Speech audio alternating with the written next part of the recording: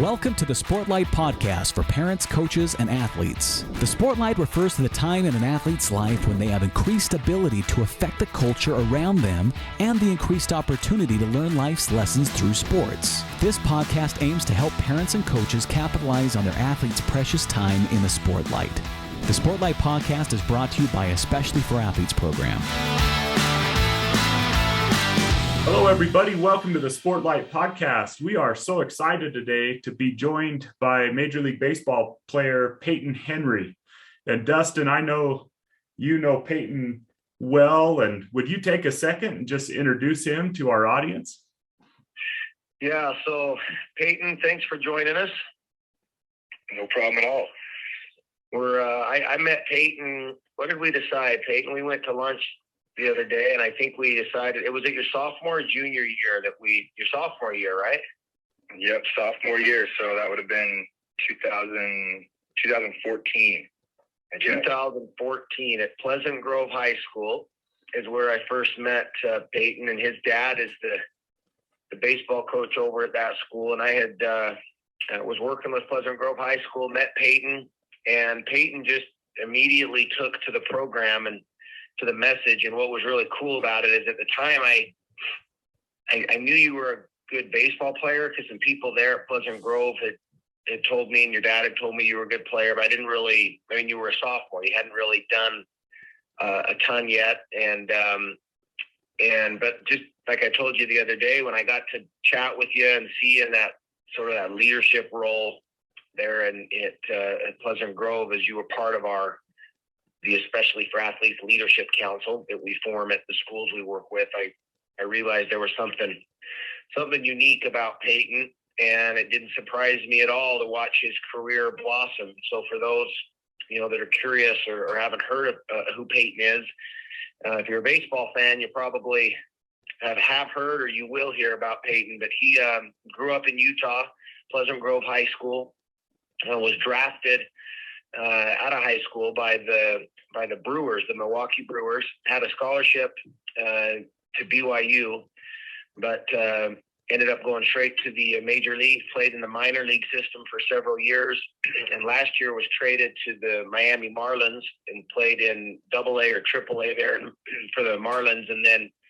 towards the end of the season, got his chance, got called up to play for the legendary Don Mattingly, who was the manager of the Marlins, and we'll have Payton sort of explain what that was like, but got called up, which means he made it to the bigs and actually was the starting catcher there in the last couple weeks of the season for the Miami Marlins, and in his first game, hit a laser off the center field fence for a double, and now he's trying to continue it and to repeat and continue to play for a lot of years. So, Payton, with all that said, again, we're congratulations, and we're happy to have you on this episode of the Sportlight podcast.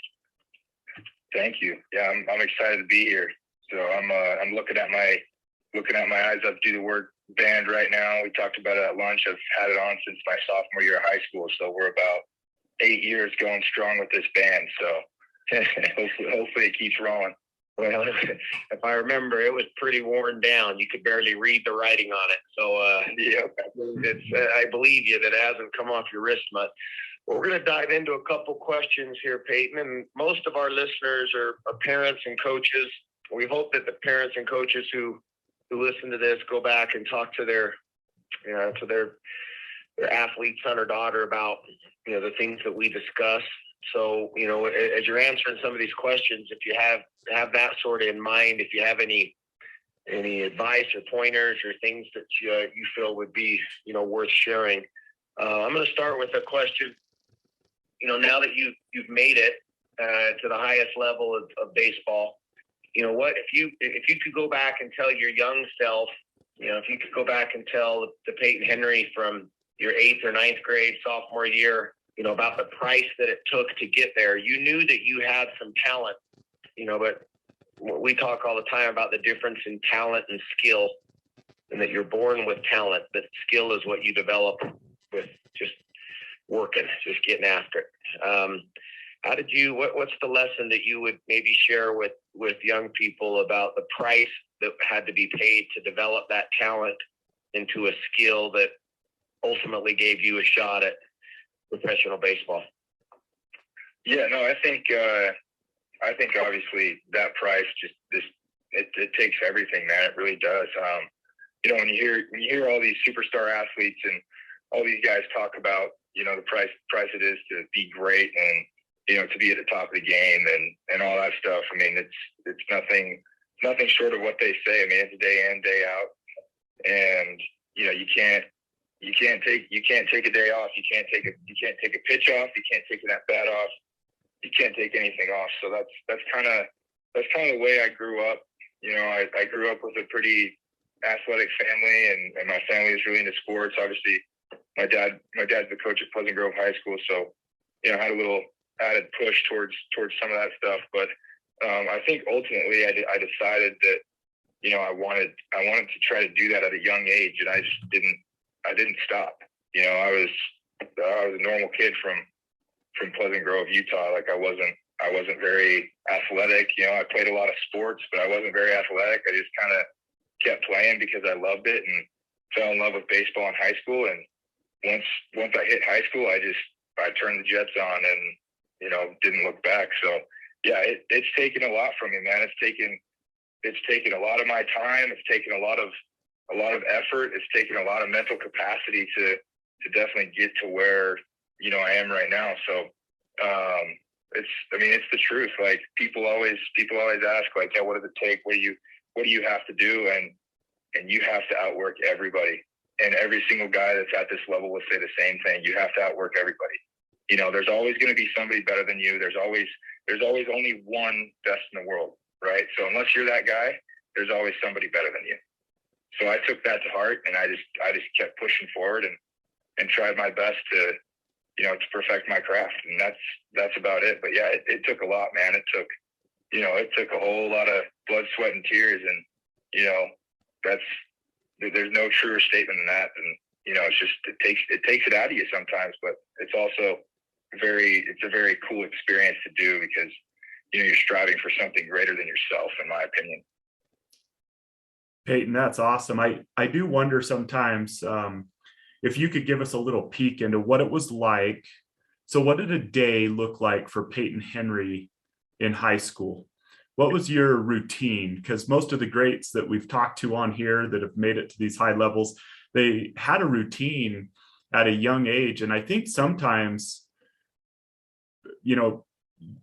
some youth athletes want to work hard. They don't even know what it looks like. They think that working hard is just going to practice and doing everything that your coach says full out. And they don't realize that those who make it to these levels, practice is the bare minimum. And so I'm wondering, what did a day look like for Payton Henry throughout your high school career?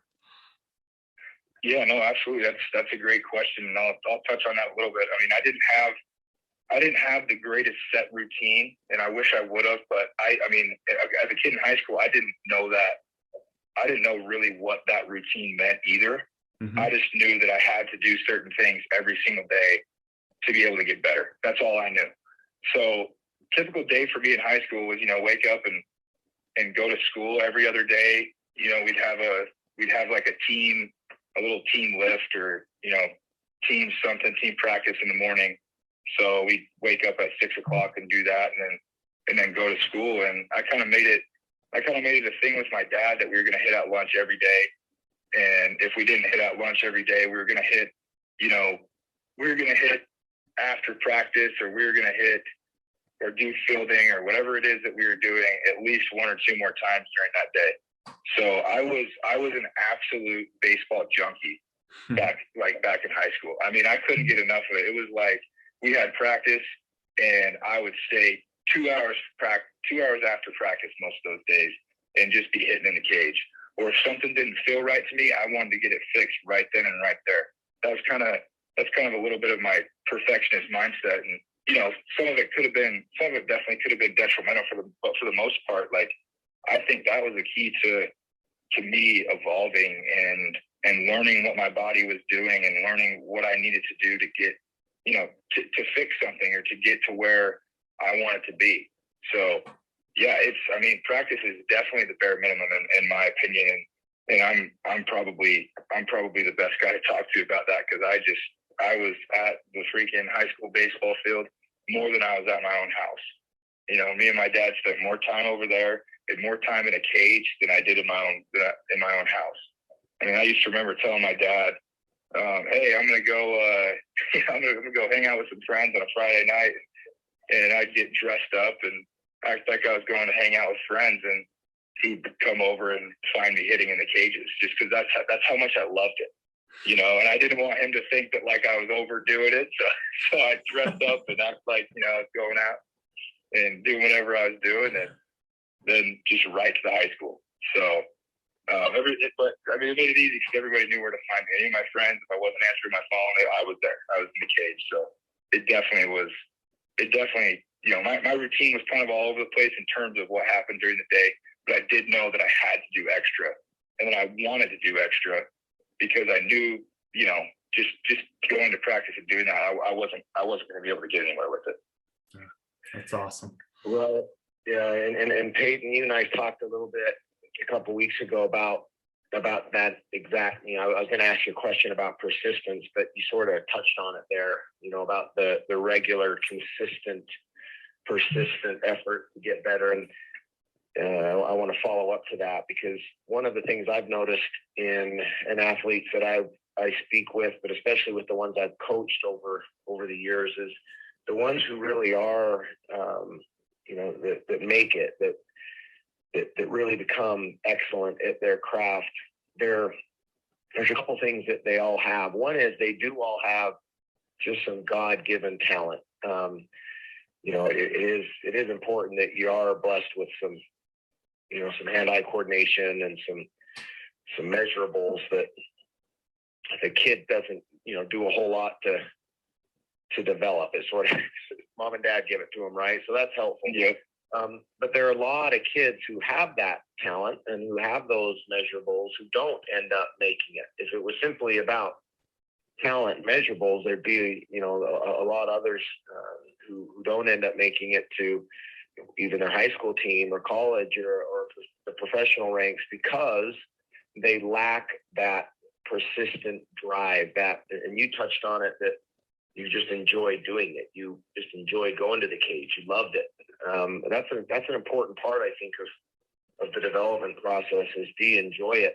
Otherwise, my guess is that one of those, hundreds of times that you stepped into that cage on a cold, morning, or had to flip the light on indoors on a cold morning and get the balls out and get ready to warm up and start hitting it, you just said, forget this. I don't love it that much. And so I want you to, just for a second, talk to us a little bit about the patience that it also takes. That was the follow-up question I wanted to ask you. We talked about this at lunch a couple of weeks ago. Persistence, but also patience, and especially in baseball, right? Where things, we talked about slumps, right? And you can go 0 for 8, and then you hit 1 or 2 good pitches out of the park, and all of a sudden you're a hero again. You have to be patient. So talk to everybody a little bit about hanging in there and being patient and persistent.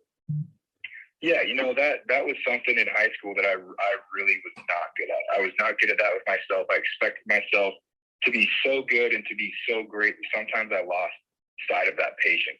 I didn't think it was okay for me to struggle, because as a high school athlete, you kind of have, if you're a better high school athlete, you have this, expectation around yourself, right? That whoever puts that on you, the school or your parents or your teammates or, your peers or even your girlfriend or whatever it is, that you're supposed to be so great. So in high school, I thought that was it. I just had to be great. If I wasn't great, that wasn't, that wasn't good enough. So that kind of, I had to learn that. I had to learn that patience later on, because I really was not patient with myself. I wasn't patient with failing. I wasn't patient with anything. Like I thought that I should never fail, which that was just my mindset. And, it helped me out in some ways, but it definitely hurt me in some ways as well. So yeah, there was days I would show up. I remember there was a day I showed up at the cage one time and it just wasn't working for me. Like my swing was crap and I couldn't figure it out, and just kind of eating at me. And there's a lot of pressure built up around my next season and what I was going into. And I was like, you know what, screw it. I'm going to freaking switch over to the other side. I'm hitting left-handed all day, because I just ran out of patience. So I was like, this is ridiculous. Like if I can't swing it right-handed right now, I'm going to switch over and hit it lefty. I got a better chance doing that today. So yeah, it's not all sunshine and rainbows when it comes to that training regimen and when it comes to being persistent, because some days you just don't have it. You really don't. And as a baseball player, that is one of the biggest truths in our game, is some days you roll out there and you don't have it. You feel like you're missing the ball by 5 feet. And other days you roll out there and everything's clicking, everything's working. So I learned that, more in the minor leagues, to where like I had to really, really gain a patience for myself and understand like, hey, you're at a higher level now. Okay, that guy's job on the mound, or that pitcher's job is to get me out, right? That's his job. Like, and if he doesn't get me out, and he doesn't get a bunch of other guys out, like, he doesn't have a job. But at the same time, it was like the same thing for me. Like, if I don't hit that guy, I don't have a job. But it's a game. A lot of people say baseball is a game of failure, which is so true. I mean, if you're successful 3 out of 10 times, you're a Hall of Famer in this game. And you have all the accolades and everything else. So that was a big thing for me. Like, I did not have that patience, and man, I learned it quick. I had to learn how to keep my cool. I had to learn how to work through some things and let it take a week to figure something out, or let it take a month or even a year. I remember thinking about myself when I first got into rookie ball, and then I was thinking about when I first started my first varsity game as a freshman, and like that timeline of progression and how long it actually took. You don't see that in the moment. You don't see that in your batting practice sessions. You don't see that in your lifting sessions of how your body's evolving or what you're doing, right? So it takes time. Everything takes time. And perfecting a baseball craft, people chase it their whole life. Nobody's been able to do it. Nobody's been able to hit 1,000. So that's kind of where the way I had to take it was like, you know what? Be patient with yourself. Allow yourself to fail. Allow yourself to understand that it's okay to fail, and then get back to work and see what we can do to fix it. Here's a question, Payton, that I didn't plan on asking you, but I would love to know, because of some of the other things that we've heard from those in your position, whether it be NFL or NBA players that we've interviewed. We talk a lot with our athletes about the importance of learning from one another. The importance of being humble and seeing someone doing well in the cage, or who's achieved what you hope to achieve someday. And so have you had opportunities to go to people, minor league baseball players, major league baseball players, and to ask them for their advice? How much do you guys feed off each other as you try to get better together? Yeah, absolutely. I mean, that's definitely a big thing. And some guys love doing it, and other guys kind of keep themselves, and that's their deal. So that I got put into big league spring training with the Brewers. Let's see, I think it was 2019 was my first year that I got put in there, and I was a young kid. I was 22 years old. I was probably the youngest in the big league camp. So my whole song goal was just to absorb every bit of information that I could.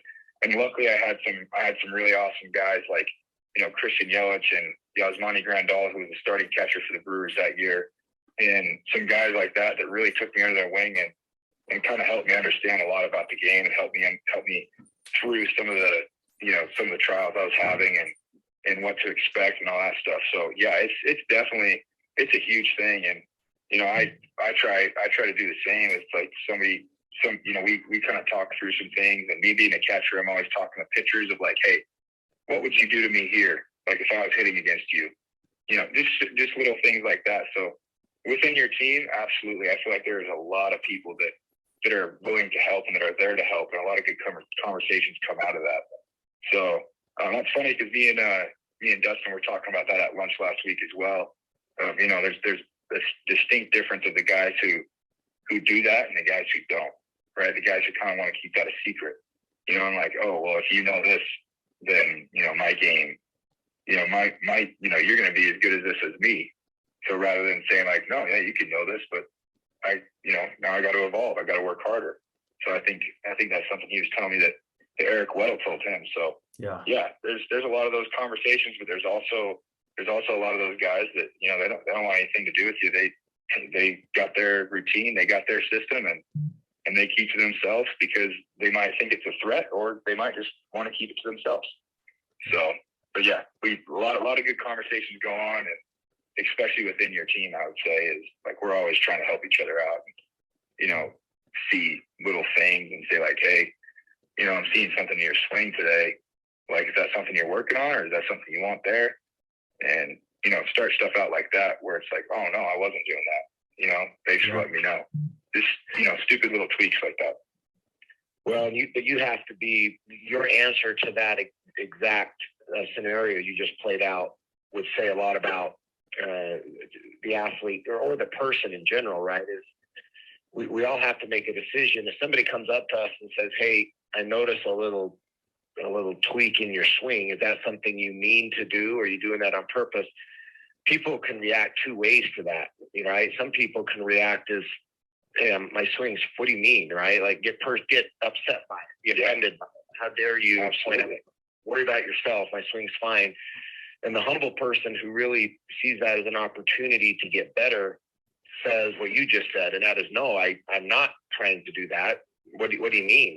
The coachable person. And that's the difference, again, between those who really, you know, pick up every bit of every crumb of knowledge along the way to, you know, to add to their, you know, their toolbox, I guess. They want every tool possible in that toolbox. And those who let their ego get in the way and don't want to be coached, or don't want to be told that they see something, or that something's maybe wrong with their swing or their shot or whatever, because they get offended by it. And I think that's very valuable for you, Payton, that even at your age, you're still young, that you, even the way you answered that question, that if a teammate came up to you and said that your response would be, you know, tell me more. What do you mean? I'm not trying to do that. And it wouldn't be, hey, forget you, you're wrong, that's not true, I am not doing that, I'm fine, and then, you know, go back and check out again. Whether the person's right or not, you at least want to,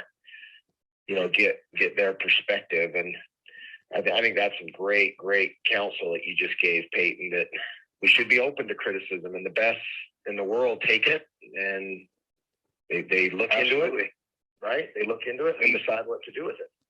Yeah, and that's a really hard thing to grasp your head around when you're in high school as well, and when you're younger. It's like, for some reason, as teenagers, we want to think everybody's out to get us, even our own parents, right? And we know everything else is right. Like, it wasn't until I freaking became an adult that I was like, holy cow, man, I wish I would have listened a little more. That probably could have helped me out just in, you know, everyday life stuff, or baseball, or whatever it was. So that's a big thing. Like, you gotta learn, you have to learn how to take that criticism, because, I mean, it's not, you know, people don't get nicer when you grow up. People don't get more understanding when you grow up. They're going to say what they want to say, and it's your choice to take it how you take it. So I think that's a good learning point just for some high school kids, because there's a lot of times in high school where I could have learned a lot more if I would have just opened my mind and been like, yeah, you know what, like, what did you see here?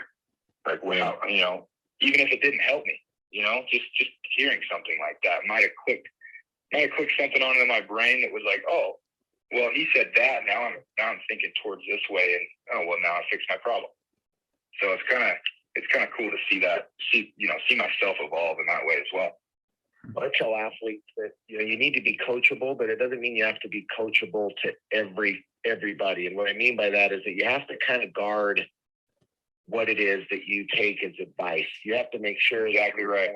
Right? Like, because everybody's got an opinion, and if you're coachable to everybody, you might get into some real weird philosophies that people have on their, you know, how they think you ought to be, or how you ought to practice, or a drill you ought to do. But so you got to kind of guard that a little bit. But I think there's a difference between, you know, being completely closed-minded to somebody's opinion, and at least looking at it and saying, you know what, there's some truth to that, or that might be because of something else that I'm doing. It might be late with my hands on my swing, but that's not, you're seeing my hands, right? But the real problem is I'm pulling my shoulder too early, and that's why I'm late with my hands. So I'm at least look at it versus just completely closing off and saying, I don't want to listen to you. And so that's, I want to ask you one more question, and then I know Shad had a couple for you. Tell me real quick again, because you've explained it to me, but not to everybody else, and I think everybody would be interested in hearing, Payton.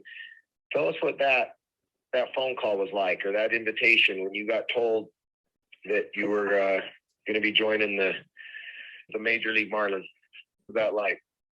Yeah, no, it was really crazy. It was like, I actually, so they have the last couple of years they've had what's called a taxi squad, and it's just in case there's any added injuries or any COVID cases that come up for the major league players. They have a few guys that are just up with the team but not active yet, that are kind of just there to rove and just kind of like be there, just be an extra. So initially that's what I thought I was going for. I got pulled into my manager's office, and he was like, "Hey, you're gonna go up on the taxi squad. You got a flight later tonight." I'm like, "Okay, great." So we were on the road in Norfolk, Virginia, and so I didn't have hardly any of my stuff. I didn't have all my regular stuff that I wanted to have.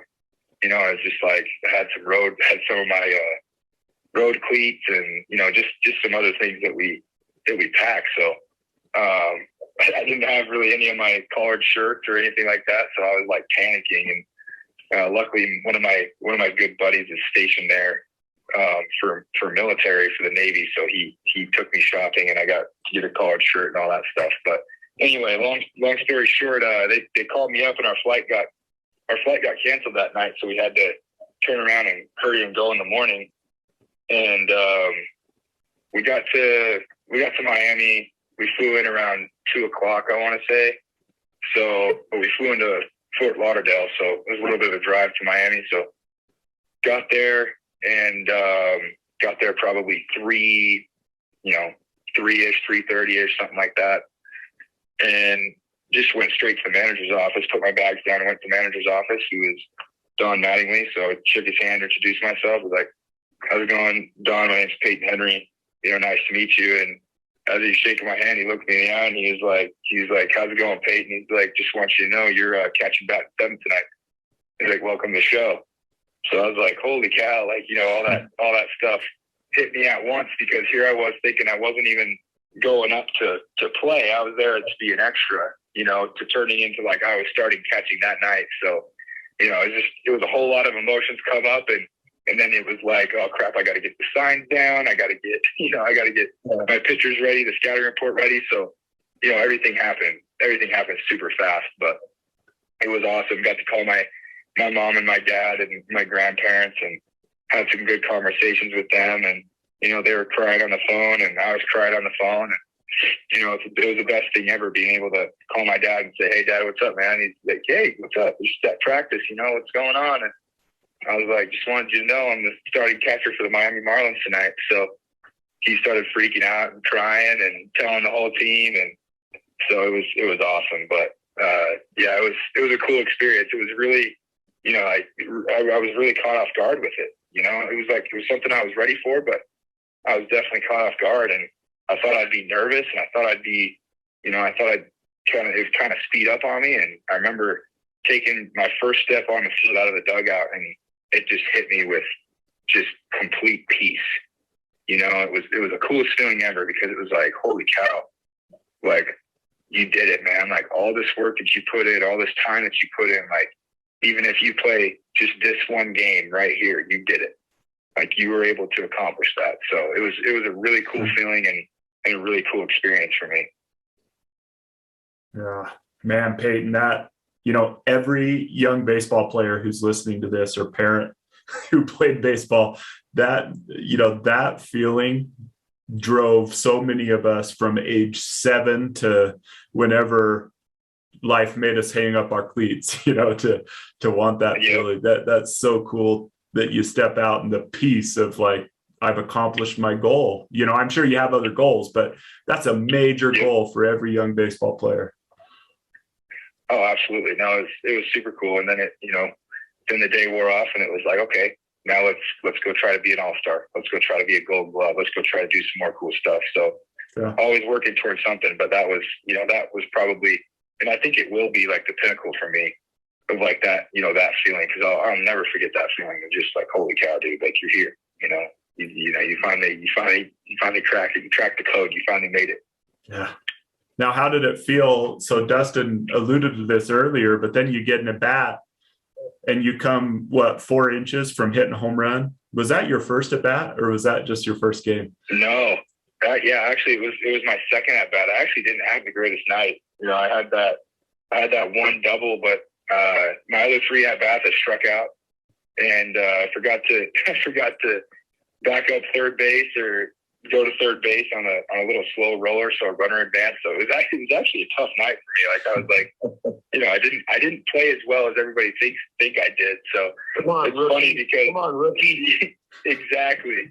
But yeah, I was like, it was hilarious. Everybody thinks that was my first at bat, thinks I had a great debut and stuff like that. I really did. It was one hit, one pitch that I got a hold of, and that was it. So it's kind of funny. In those troubles here tonight, he's through the first 4, just the 1 run allowed. Henry smokes one out to center field. Reynolds turns and looks, and that's off the wall. He'll get it into second base. It is the first major league hit and a double for Payton Henry.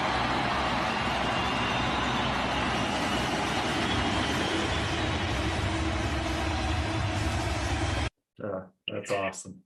So Payton, you've been part of our program for a long time, and the name of our podcast and our book is the Sportlight podcast, and we talk about the influence that being an athlete in the spotlight enables you to have on other people. And I'm sure as you've watched from that freshman playing varsity, you had some influence there. I'm sure that was pretty cool for kids in your school to have a freshman accomplishing the things you were, and then you grow and you get drafted, and then you move through the minor leagues and then make it to Major League Baseball. I would love to know just any thoughts you have on the general subject of using your position as an athlete to help those around you, or any experiences that you've had when you've been able to do that. Yeah, I mean that's been a thing that, and that's why I love the E4A organization, is because it gave me more purpose as a, when I learned about it as a sophomore in high school. And I always wanted to do more. I always wanted to use, be able to have a voice to use to help some people out. So this organization really jump-started me with that. There definitely is a thing as a Sportlight, man. I mean, there's a lot of people that look up to athletes.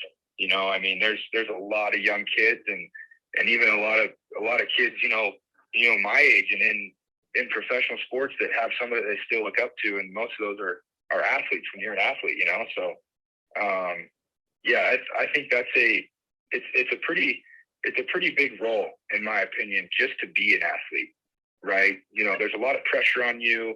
There's a lot of different things that some people don't really understand about what it takes to be an athlete. And I think I found that, being able to use my platform and to use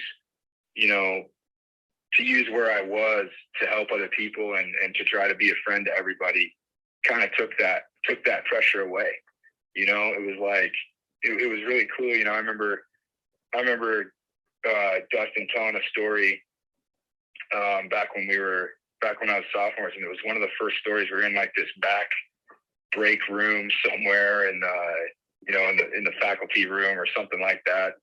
He was telling a story, and I can't remember exactly what the story was, but I remember he finished it with like, be that guy that goes and sits by the kid that's sitting alone at lunch. Be that guy that asks somebody if they're all right. Be that guy that opens the door for not just the old lady, but for the guy, the guy that's your age, or the dude that is just like you. Like, be that guy.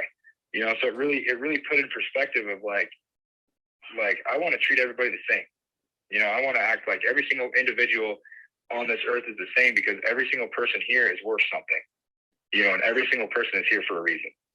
So it was, that was kind of my way of interpreting that Sportlight, of it's like, okay, you know, like, I have a pretty good life and I'm pretty blessed and I'm pretty fortunate to be in the situation that I was, and had a family that really, you know, supported me and that really like uplifted me to be able to do all these things and spend all the time and all the money and all the everything else to get me to tournaments that I needed to go to, and just to have the best chance possible to make it to where I want to be. And there's not a lot of kids out there like that have that, you know? So my interpretation of that was like, you know what, I want to be a friend to them.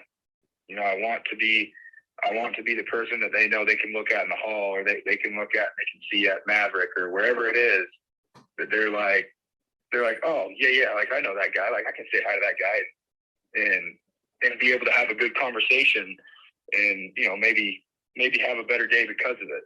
So that Sportlight's huge, man. I mean, if we can all learn to use that, and especially now with, you know, how crazy social media is and all that stuff, and how brutal some people can be over the internet. I mean, we don't even understand how much somebody can need a friend, you know, and how much somebody could use our influence and things like that. So, yeah, that's kind of how I took it. Is my Sportlight, like, I'm a friend to everybody. I want to be a friend to everybody. I want to use my platform to help people understand that, you know what, like, we're normal human beings too. We're not these big bad athletes, and we're not all stuck up, and we're not all, you know, this and that. We're human beings too, and sometimes, you know, we just want to have a good conversation with everybody as well. That's awesome. That's awesome. Payton, you wear this wristband that we hand out to thousands of kids. It says "Eyes Up, Do the Work" on it. I gave you a new one a couple weeks ago, because, as you mentioned earlier, the one you've had on's been on for 6 or 7 years, and it's pretty worn down. And we appreciate you wearing that. And I would, you know, we followed you closely through other minors, and we've kept in touch. I was one of those guys freaking out back here in Utah when I saw the video of you hitting your second at bat, hitting that ball off the wall. And we will all continue to cheer for you, man. But what does "Eyes Up, Do the Work" mean to you? And do you think about it ever? I mean, does it ever, you know, cross your mind some of the different meanings of living with your eyes up, and what that, because I can tell you, as you continue to grow just as a man, that phrase will take on a different meaning towards you as you get older, and as your career advances and you have a family. It kind of evolves with you a little bit, that phrase. But as of right now, what does that mean to you? Yeah, as of right now, you know, and I'll kind of touch on what it meant to me in high school was, you know, I didn't really apply it to myself as much as I applied it towards other people in high school. Like my meaning in high school for "Eyes Up, Do the Work" was like, be aware, you know, be aware of people, and be aware of your surroundings, and be aware of who, you know, who might be hurting, and who might need a friend, and who might need that text or that call. That was what that meant to me. And it still means that to me today. You know, I look down at it all the time, and it helps me, like, just be like, oh, you know what, I haven't talked to one of my buddies in a while, or I haven't talked to this guy in a while. Like, maybe I should shoot him a message on Instagram, or shoot him a text, or, you know, if I have his number or something, just to check in and see how he's doing, or comment on one of his photos on social media or something, you know. So I still take that same approach, you know, today with that, and it really helps me, like, be aware of, you know, of people's feelings and of what they're going through, and, you know, even if I don't know that. So that definitely takes up most of it for me. But the other part of, like, my eyes up doing the work is, you know, it really, you know, I've gone through some times where, I mean, there's some stuff that got to me, man. Like, I was down, I was out, I was a little depressed. Like, I was like, man, you know, like, you kind of start feeling sorry for yourself when some bad things happened. And I think, you know, there was one time I looked down at the band, it was like, you know, this can apply to me too. You know, I can do this too. Like, I got to keep my head up. I got to keep my eyes up. I got to keep going. Like, this isn't the end of my story. This isn't the end of who I am. You know, a baseball player isn't the end of who I am. But I promise if I put in the work, it's probably going to last for a lot longer than if I don't. So I think as an overall, just as a human being, I think that's helped me mentally just to understand, you know, whatever I'm going through, whatever my family's going through, whatever somebody else is going through, like, I can keep my head up. I can keep my eyes up. You know, somebody's got it worse than me. You know, somebody's sitting on the street right now, you know, just trying to find their next meal. And here I am sitting in my house, comfortable as ever, and, you know, can go down to my fridge and get whatever I want, you know? So I think I took that as like, there's no need to be down. If there are times to be down, absolutely. Everybody's going to get a little down, get a little depressed, and some things are going to happen in your life that you're not going to want to happen. But it's what you do after that. It's if we can pick our chin back up, put our eyes back up, and then go back to work. Whatever that is, you know, being a better person, being a better brother, being a better son, being a better, whatever you want to be, being a better baseball player. But that really helped me just be like, you know what, like, I just want to be a better human being. You know, this whole, nothing can define me because I can always be better kind of thing. That sums it up, man. That you nailed it right on the head. That's great for Shad and I to hear, because that's what we want Eyes Up Do the Work to mean, both externally and internally, is what you just said. So we appreciate you, brother. Yeah, appreciate you guys. I mean, I tell you, Dustin, all the time, like, I'm so grateful for your organization and what you were able to put together, because I really do think, you know, over the years, I've become a better person because of it. So what you guys are doing is a great thing, and I'll always be a part of what you guys are doing because I love it, man. That's awesome. Thanks, man. Payton, you're the man. So grateful when the spotlight shines upon people like you. And I hope the Miami Marlins realize how grateful, you know, they should be to have a guy like you. And I'm sure you know a lot of other people that feel these same ways that you feel and that do so much good in their community. And probably, you know, the negative things that athletes do sometimes get a lot of attention, but I bet on the inside, because athletes do so many quiet, good things for other people, I bet you get to see the goodness of your teammates and of other professional athletes. And there's a lot more like you probably than we know. Absolutely. Yeah. There's a lot of good guys out there doing a lot of good things for a lot of organizations and a lot of the charities they build and stuff like that. So no, I totally agree. There's a lot better dudes out there than everybody thinks there are. That's for sure. Yeah. Well, Payton, can I finish up with one last question? Because we have some parents who listen to this, who coach their own children, and here you are, you know, a high draft pick coached by your father, all growing up and in high school.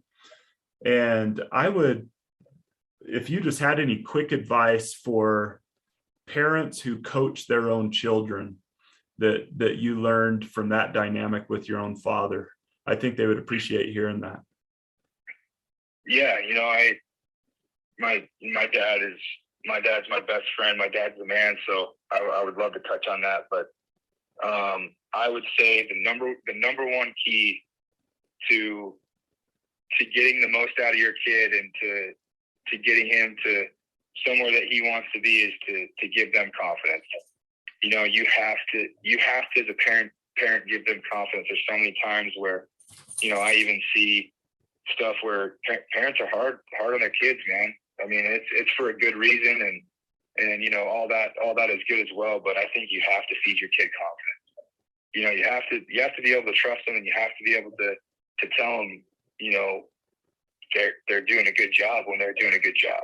You know, I think that's something that a lot of parents forget, and even just growing up and seeing some of the parents, you know, other parents, and you know, that I've kids that I've played with and stuff like that. That, you know, I feel like the ones that are really can go and do something special and that can go and be whatever they want to be are the ones who have confidence. And as a kid, that's a really hard thing to find. And, I think there's obviously a fine line between confidence and cockiness. You got to have that humble aspect for it, but it's okay to tell your kid they're doing a good job. It's okay to congratulate your kid of doing a good job. And it's okay that if after they have a bad game, be like, yeah, you freaking had a bad game. Like, who cares? Mm-hmm. I mean, it's not going to be your last one. There's always another game. That was something that my dad hit on a little bit. He's like, you're always going to have another at bat if you want to have one. Whether that's in the big leagues or whether that's in old man's fast pitch softball or just an old man's league, you're always going to have another at bat if you want it. So it's not going to be your last. It's not going to be your last game. And I really took that to heart because it's the truth, man. It's not nothing's ever your last if you don't want it to be. So feed your kids confidence, man. That is the biggest and best thing I can tell you, because my dad was so good at that. He was so good at that, and I'm not internally a very confident person, but man, he let me know when I was doing a great job, and he let me know, when I was doing things the right way, and really made that a thing. And same with my mom. My mom was the same exact way of like, holy cow, you played so good today. And, just little comments like that of, hey, you did a great job. You did a great job in school today, or you did a great job this term getting good grades, or, even when I didn't get good grades or when I didn't do the things the right way, it's like, oh, it's all right. We got to learn from it. We got to get better, but let's get after it. Let's get to work. So I think that's the biggest thing, man. Just feed them confidence. That's great advice.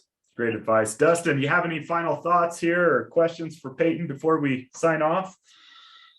No, I think that's great, Payton. Just thanks again for hopping on with us, and we'll probably ask you, or hopefully you'll take our invitation to come on another time. We'd like to keep following you as you in your career, and have you on again. So we appreciate you hopping on with us.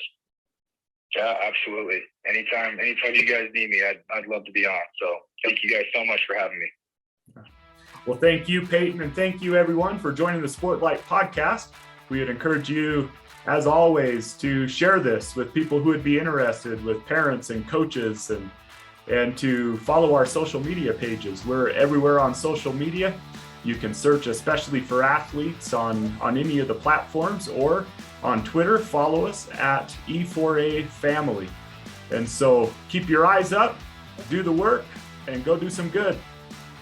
Hey, what's up, everybody? We wanted you to hear a few of our related social media posts. You could follow us on Instagram, Facebook, or TikTok at Especially for Athletes, or Twitter at E4A Family. So give a few of these a listen and subscribe. This has been the Sportlight podcast from Especially for Athletes, sponsored by Coca-Cola. You can learn more about Especially for Athletes by visiting the website at especiallyforathletes.org. You can also learn more about the book, The Sportlight, by Shad Martin and Dustin Smith at especiallyforathletes.org/book.